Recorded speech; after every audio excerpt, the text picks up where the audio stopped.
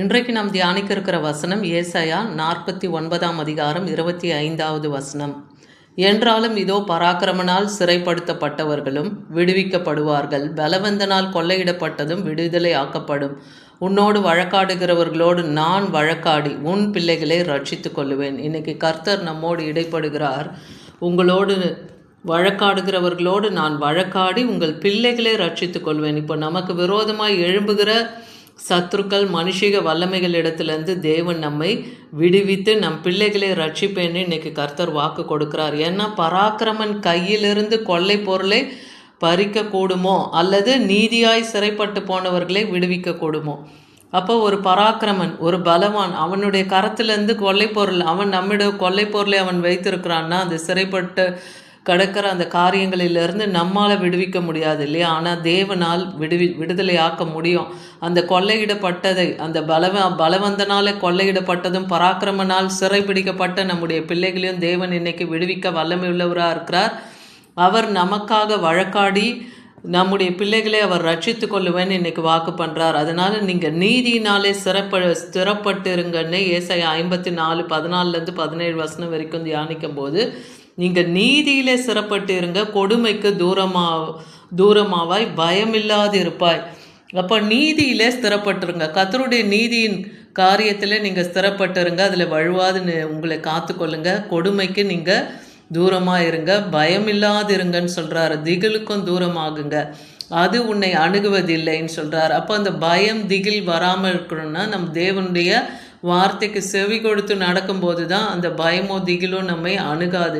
இதோ உனக்கு விரோதமாய் கூட்டம் கூடினால் அது என்னாலே கூடுகிற கூட்டம் அல்ல, எவர்கள் உனக்கு விரோதமாய் கூடுகிறார்களோ அவர்கள் உன் பட்சத்தில் வருவார்கள் என்றே இன்னைக்கு கர்த்தர் நம்மோடு இடைப்படுகிறார்.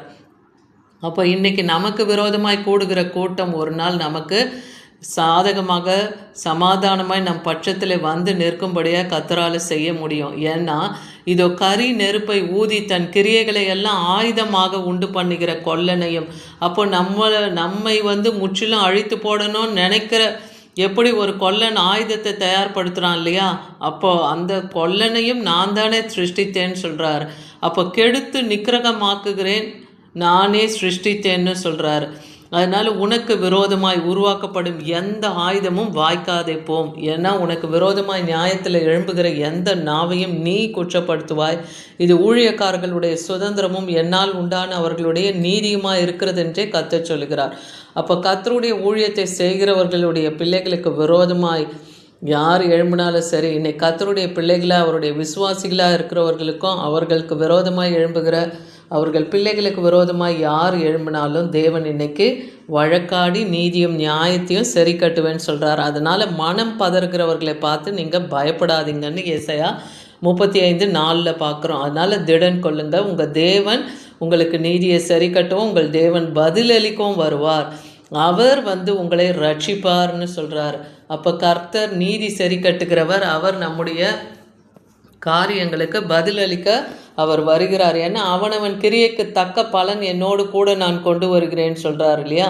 இப்போ ஆண்டவராகிய இயேசு கிறிஸ்து அது சீக்கிரத்தில் வரப்போகிறார். அவர் வரும்போது நியாயாதிபதியாய் நியாயம் விசாரிக்கிறவராக வரப்போகிறார். அவனவன் கிரியைக்கு தக்க பலனே அவர் கொண்டு வரப்போகிறார். அதனால் நீங்கள் எதை குறித்தும் கவலைப்படாதீங்க, அவர் உங்களை ரட்சிப்பார். அவர் கரத்தில் உங்களையும் உங்கள் பிள்ளைகளையும் குடும்பத்தையும் ஒப்பு கொடுங்க.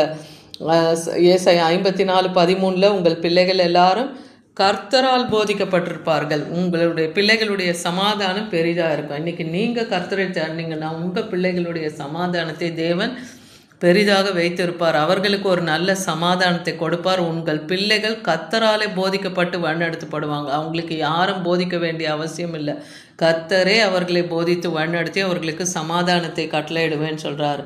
ஏசாயா 10ஆம் அதிகாரம் 25 27 வசனம் வரைக்கும் பார்க்கும்போது, ஆனாலும் இன்னும் கொஞ்ச காலத்துக்குள்ளே என் உக்கிரம் அவர்களை சங்கரிக்க போகிறதுனால் என் கோபமும் தீர்ந்து போம் என்று சேனைகளின் கர்த்தராகிய ஆண்டவர் சொல்லுகிறார். ஆண்டவராகிய இயேசு கிறிஸ்து தான் சேனைகளின் கர்த்தர் என்று சொல்லப்படுகிறவரும் அவர் தான்.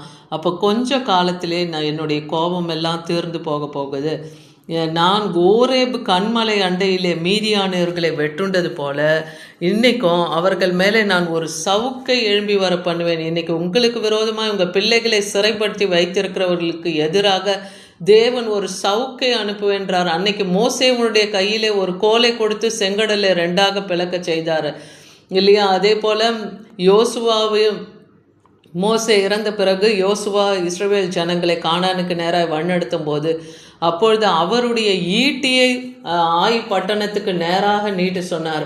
அப்போ இன்னைக்கு நமக்கு விரோதமாக எழும்புகிற சத்துருக்களுக்கு தேவன் ஒரு சவுக்கை ஆயத்தப்பட்டிருக்கிறார், அதை அவர்களுக்கு அனுப்புவேன்னு சொல்றார். அதனால அது அவர் அந்த சவுக்கை அவர்களுக்கு எதிராக ஓங்குவேன்னு சொல்றார். அந்த நாளிலே உன் தோளிலிருந்து அவன் சுமையும் உன் கழுத்து நின்று அவன் துக்கமும் நீக்கப்படும்னு சொல்றாரு. இப்போ அவர்களை குறித்து நீங்க பயந்து கொண்டிருக்கிறீங்கன்னா, உங்கள் எதிராளிகள் உங்கள் பிள்ளைகளை படிக்க விடாமல் அவங்களுடைய எதிர்காலத்துக்கு தடையாய் அவங்களுடைய ஆசிர்வாதங்களை பறிக்க நினைக்கிற அப்படிப்பட்ட சத்துருக்கள்னால உங்களுக்கு இவ்வளோ நாள் உங்கள் தோளில் ஒரு சுமை போல் அது இருந்ததா? இன்றைக்கி அந்த கழுத்துலேருந்து அந்த சுமையும் அந்த துக்கத்தையும் தேவன் நீக்கி போடுறார். எப்படின்னா, அவர் அபிஷேகத்தினாலே நுகமுறியும் நம்ம ஆவியில் நிரம்பி ஜெபித்து அந்த நுகங்களையும் கட்டுகளையும் அந்த நாளிலே உடைக்க தேவன் நமக்கு கிருபை செய்கிறேன்னு சொல்கிறாரு.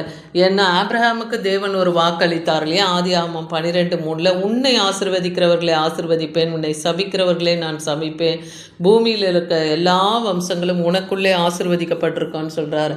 அப்போ இன்றைக்கி கர்த்தருடைய பிள்ளைகளாகிய கர்த்தருடைய ஊழியத்தை செய்கிறவர்களாக இருந்தாலும் சரி, இன்றைக்கி கர்த்தர் நீங்கள் யாரை ஆசிர்வதிக்கிறீங்களோ அவர்களை தேவன் ஆசிர்வதிப்பார், உங்களை சபிக்கிறவர்களே அவர் சபிப்பேன்னு சொல்கிறார். பூமிக்குள் உங்களுடைய சந்ததி ஆசீர்வதிக்கப்பட்டு இருக்கோன்றார். 1 யோவான் 3:8 பாவம் செய்கிறவன் பிசாசினால் உண்டாயிருக்கிறான். அப்போ இன்றைக்கி உங்களுக்கு விரோதமாக உங்கள் பிள்ளைகளுக்கு விரோதமாக எழும்புகிறவன் யார்? அவன் பாவம் செய்கிறவன், அவன் பிசாசினாலே உண்டாக்கப்பட்டவன். பிசாசானவன் ஆதி முதலாகவே அவன் பாவம் செய்தான்னு வேதவசனம் சொல்லுது. பிசாசினுடைய கிரியைகளை அழிக்கும்படியாக தான் தேவனுடைய குமாரன் இந்த உலகத்திலே அவர் வெளிப்பட்டார் இல்லையா? பிசாசை தன்னுடைய மரணத்தினாலே அவனை ஜெயித்தார், சாத்தானை தன் மரணத்தினாலே ஜெயித்தார். அவர் சிலுவையிலே அவன் தலையை நசுக்கினார் இல்லையா? அந்த மரணத்தை அவர் ஜெயித்தார். இன்றைக்கும் அவர் நித்திய ஜீவனில் பிதாவாகிய தேவனுடைய வலது பாரத்திலே அவர் வீற்றிருக்கிறார். அந்த நித்திய ஜீவனை சுதந்திரிக்கும்படியாக தான் நம்மையும் இன்னைக்கு அழைக்கிறார்.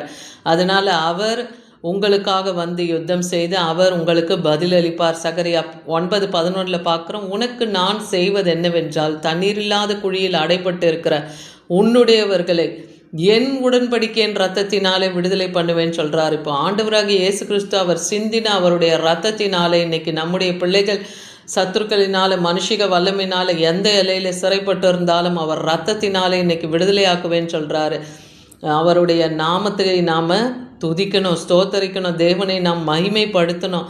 நமக்காக தேவன் யுத்தத்தை செய்து ஜெயத்தை தருகிறதுனால தேவனுக்கு நம்ம துதி கணத்தை செலுத்துகிறவர்களாக இருக்கணும். எரேமியா 29:10 பார்க்குறோம். பாபிலோனிலே 70 வருஷம் நிறைவேறின பின்பு நான் உங்களை சந்தித்து உங்களை இவ்விடத்துக்கு திரும்ப வர பண்ணுவேன். இஸ்ரவேல் ஜனங்கள் பாபிலோனில் இருக்கிற கல்தேய பட்டணத்துக்கு சிறைப்பட்டு போனாங்க. 70 வருஷம் அவங்க எல்லா இலையிலையும் சிதறுண்டு அலைந்து தெரிந்தாங்க. 70 வருஷத்துக்கு பிறகு மறுபடியும் தங்களுடைய சுய தேசத்துக்கு கானானுக்கு அவர்கள் திரும்புகிறாங்க. இஸ்ரேலுக்கு அவங்க இஸ்ரவேலர் எல்லாம் அவங்க எல்லைக்கு திரும்புகிறாங்க இல்லையா? அதை நான் இன்றைக்கும் உங்களுக்கு வாக்கு பண்ணுறேன். உங்கள் மேல் என் நல் வார்த்தையை நிறைவேற்ற பண்ணுவேன், மறுபடியும் உங்கள் சிறையிருப்பு காவலிலிருந்து உங்களை விடுதலையாக்குவேன்னு வாக்குரைக்கிறார்.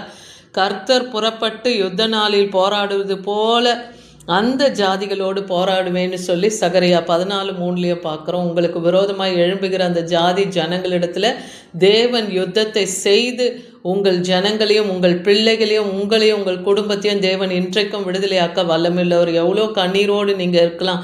இன்றைக்கி கர்த்தர் வாக்கு பண்ணது போல் பலவந்தன் கையிலும் பராக்கிரமனுடைய கையிலையும் சிக்கி இருக்கிற உங்கள் பிள்ளைகளை உங்களுடைய நன்மைகளை உங்கள் பிள்ளைகளுடைய நன்மைகளை கொள்ளையிட்டதை எல்லாத்தையும் தேவன் இன்னைக்கு திருப்பி அவர்களோடு அவர் வழக்காடி உங்கள் பிள்ளைகளை ரட்சிப்பேன்னு இன்னைக்கு வாக்கு பண்ணுறார். கர்த்தர் உங்களுக்காக நியாயத்திலே அவர் எழும்புவார்.